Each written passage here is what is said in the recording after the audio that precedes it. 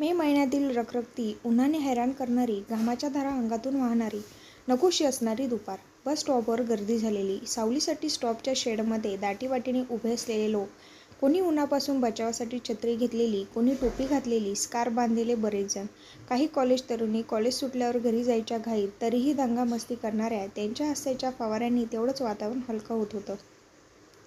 आयुष्याची रंगीत स्वप्न पाहणाऱ्या त्या मुली सोडल्या तर स्टॉपवर उभ्या प्रत्येकाला घरी परतायची ओढ होती. कोणाचं लहान मूल घरी होतं, कोणाला जाऊन स्वयंपाक करायचा होता, कोणाला बिझनेस कॉलसाठी दुसऱ्या ठिकाणी वेळेत पोहोचायचं होतं, कोणाच्या पाहुण्यांच्यात कसला तरी कार्यक्रम होता. पण सर्वांच्याच पोटात भुकेने कावळे ओरडत होते नि चेहरे तहानेने व्याकुळ झाले होते. अशा गर्दीत बराच वेळ ती उभी होती. डोळे किलकिले करून सतत उजवीकडे डावीकडे मान फिरवत होती. तिशीतील तरुणी असेल ती.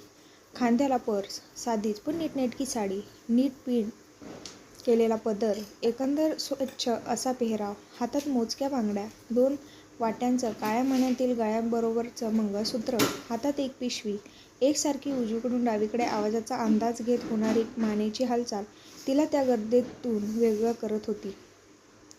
तिच्या चेहऱ्यावर अस्वस्थता दिसत होती. ती वाट बघत असावी बहुधा. तिचे हात एकसारखे मोबाईलच्या बटनांशी चाळा करत होते. अंदाजाने डबल डायल करून, मान वाकडी करून, अगदी डोळ्यासमोर स्क्रीन घेऊन खात्री केली. तिने फोन लावला. कदाचित फोन लागला पण उचलला नसणार. ती पुन्हा हताश झाली. इकडे तिकडे तिने अंदाज घेत ती डोळ्याच्या कोपऱ्यातील मागे पाहत जमिनीला पाय घासून हळूहळू मागे सरकली. डोळे अर्धवट उघडे. पापण्यांची होणारी सततची उघड-झाप, एकसारखी उजवीकडून डावीकडे जाणारी मान, अशी पार्शल बाईट. ताई माझ्याजवळ सरकून मला म्हणाली, "यात रघु म्हणून नंबर आहे, लावून देता का? " "ताई? " मी तिला तिच्याच फोनवरून फोन लावून दिला. ती माझ्याच जवळ थांबली. फोन उचललाच नाही. पुन्हा ती हताश. तिने फोन लावणं सुरूच ठेवलं. बराच वेळ हे असंच चालू राहिलं. "कोणत्या बसने जाणार? " मी तिला विचारलं. "इथेच महालक्ष्मीला जाणार आहे. माझे मिस्टर येणार आहेत. इथे थांब, येतो सांगितलं आहे. त्यांचीच वाट बघते. खूप वेळ झालाय. येतात आतापर्यंत. " ती काळजीच्या स्वरात बोलत होती. "महालक्ष्मी मंदिर जवळ आम्ही दोघे अगरबत्ती, धूपकांडी विकतो. ते लवकर येतात. घरातून मी आता डबा घेऊन येते. इथून मिळून पुढे जातो. " ती का कोणास ठाऊक मला सांगत होती.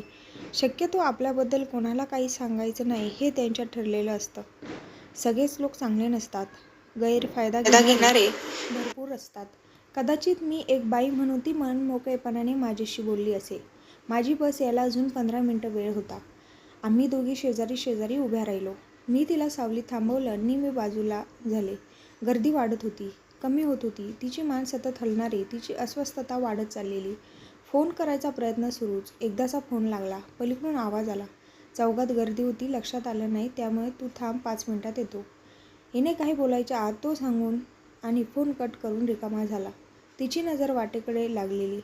धूसर दृष्टीने रस्त्यावरील हालचाली टिपणारी. फोन काळजीपूर्वक पर्समध्ये ठेवून ती थांबली.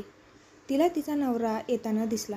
स्वच्छ, नेटका पोशाख, क्रीमचा कलरचा शर्ट, डार्क कॉफी रंगाची पँट, खांद्याला अडकवलेल्या पिशव्या, त्यात भरलेले निरनिराळ्या उदबत्त्या, धूपकांड्या यांचे पुडके, उजव्या हातात ब्लाइंड स्टिक, डाव्या हातात सॅम्पल उदबत्त्या, डोळ्यात बुबुळांचा पत्ता नाही, पापण्या एकमेकांना चिकटलेल्या, प्रकाश आणि रंग यांचा आणि त्याचा दुरान्वये संबंध नसलेला, फक्त आवाजाचा आणि स्टिकने अडथळ्यांचा अंदाज घेत पायाखाली अखंड तुडवणारा रस्ता. बेभरवशाच्या, घाईच्या, गडबडीच्या गर्दीत स्वतःला सांभाळत तो आत्म्याच्या प्रकाशात चालणारा पथिक कसा सांभाळत असेल तोल या मतलबी डोळस लोकांच्या फसव्या जगाचा, कर्कश वाहनांच्या हॉर्नचा त्याला किती त्रास होत असेल. सगळेच त्याला सहानुभूती बघणारे, समजून घेणारे नसतील. कोणी महाभाग हिणवणारे, मुद्दाम चिडवणारे, खोडी काढणारे, त्रास देणारे, फसवणूक करणारे, असुरी आनंदासाठी त्यांच्या वस्तू हिसकावून घेणारेही असतील. त्या सगळ्यात उभ्या राहून स्वाभिमानाने, स्वकष्टाने स्वतःचा संसार सांभाळत या स्वार्थी मतलबी दुनियेत तो ताठ मानेने जगायला शिकला होता. इथपर्यंतचा त्याचा प्रवास नक्कीच खडतर होता. लाल पांढऱ्या रंगाची त्याची ती दिशादर्शक, अडथळादर्शक स्टिक काठी नव्हे सोबती त्याचा. स्टिकच्या साहाय्याने तो इच्छितस्थळी येऊन पोहोचला. गर्दीतून त्याची अर्धांगिनी पुढे झाली. त्याच्या डाव्या हातातील उदबत्तीचे पुडके तिने स्वतःच्या डाव्या हाती घेऊन त्याचा हात स्वतःच्या उजव्या हातात घट्ट पकडला. दोघेही हर्षभरीत होऊन मंदिराकडे जाऊ लागले. अशी त्यांची कातर भेट रोजच होत होती. ओढ कायमच, प्रेम, काळजी रोज शतपटीने होती. त्यांची उत्कट भेट झाली होती. मनाच्या डोळ्यांनी त्यांनी एकमेकांना पाहून अंध असूनही डोळसपणे, सामंजस्याने, जिद्दीने संसार करायचा निश्चय केला होता. ते दोघे पुढे जात होते. गर्दीत लोटले होते. माझ्या मनात मात्र असंख्य विचारांची जत्रा जमा झाली. देवाने आपल्याला सर्वच अवयव दिलेत, तरीही आपण सतत व्यथित असतो. हे नाही, ते नाही, हे हवं, ते हवं. निराशा आली तर सगळं संपलं असं समजून गप्प बसून राहतो. कधीकधी जगण्याच्या आशा सोडून देऊन उदासीनतेत जगत बसतो. जोडीदाराला त्या दोघांइतकं प्रेम, सहकार्य, आपुलकी देतो का?